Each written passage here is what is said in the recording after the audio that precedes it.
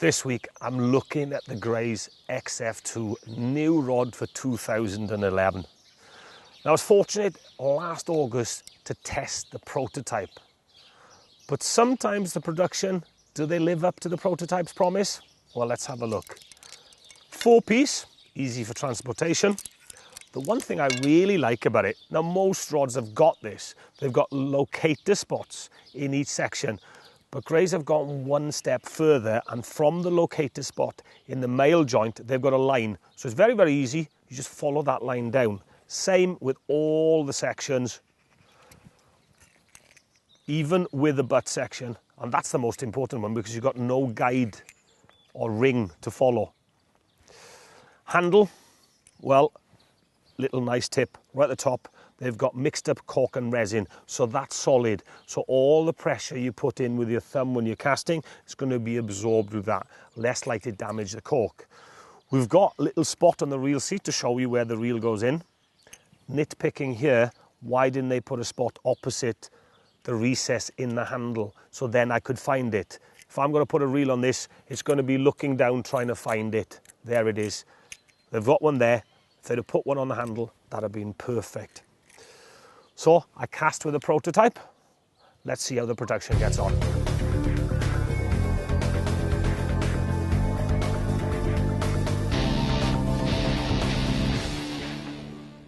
Right, floating line on.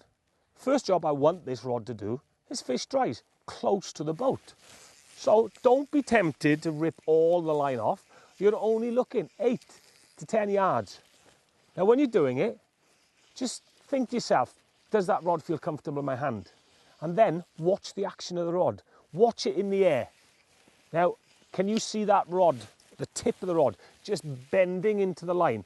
And it seems quite a sensitive tip. Now that's brilliant, because if you're fishing dries at close range, fish takes you, you don't want the rod to be too powerful, because when you strike, you can either snap the fly off, leaving the fly in the fish's mouth, or just rip it out of his mouth. So close range, there. Just as if you were fishing. Just imagine you're out on the boat, and does it feel all right? Well, that's good. Now, you want that rod to have enough backbone to get more line out. Just imagine bank fishing, see a fish rise. Let's see how it goes.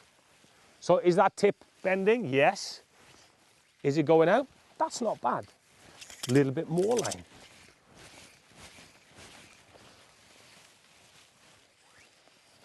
Now, what I'm just starting to feel, and this is, I'm realising 15, 16, 17 yards on that one. Now that's the end of the line here, so let's see if it'll shoot that. But what I just felt, with that amount of line in the air, the rod was starting to slow down, starting to become sluggish. So it was down in this area, the middle 2 sections. Look at it again. When you're watching it, right, make sure that you turn sideways a little bit. So that means you can turn your head without rotating your shoulders. So just watch the action there. And I'm just finding, just at that extreme bit, that rod, it's still, there we go, whole line out. It's still powering it out, but it's just that little bit sluggish. So floater, it can handle it.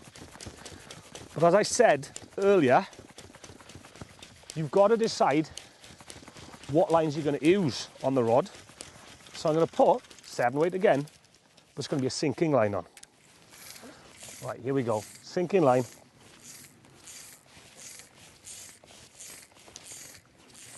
It started to become sluggish with that floater at distance.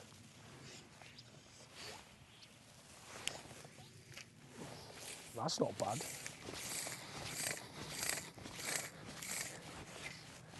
Right.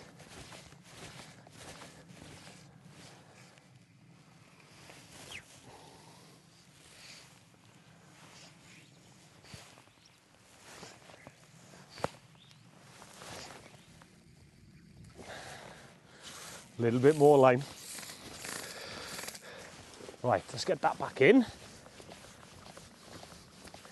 To be honest with you, this is a bit of a surprise because it started to struggle with the floater at extreme range, I must admit, but now sinking line, It's handling it okay.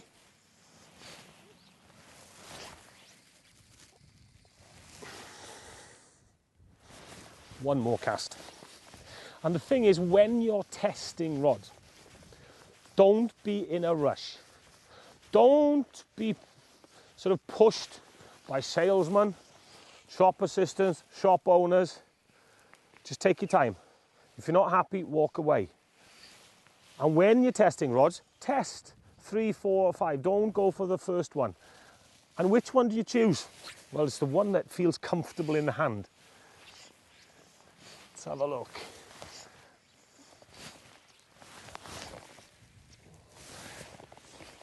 Doesn't go if it catches the grass though. One more cast.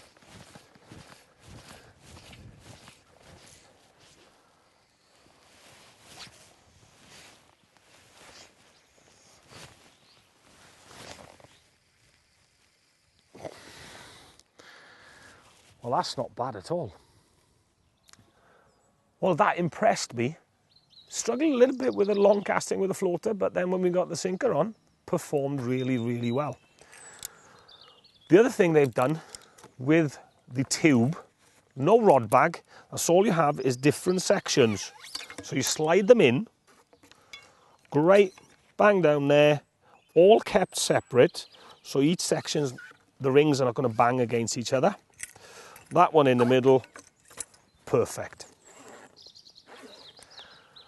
But is it all perfect? Well, a couple of things.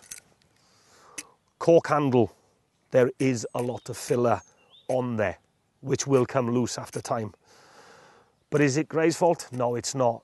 To be honest with you, rods twice, 3 times the price of this have filler on them. And it's no manufacturer's fault. It's the fault that nobody can get decent cork anymore. The one other drawback for me, not for most fishermen, but when I go fishing, whether it's guiding on a boat or going myself, I like to carry 3 or 4 rods. Accidents can happen, or I want a rod to do a specific thing. So I want to carry 3 or 4 rods in one tube. And what I would have is all the rods in a rod bag. But because those sections are fixed in this, in that tube, if I want to carry this separately, there is no rod bag. But if you're a recreational fisherman, one of these is fine.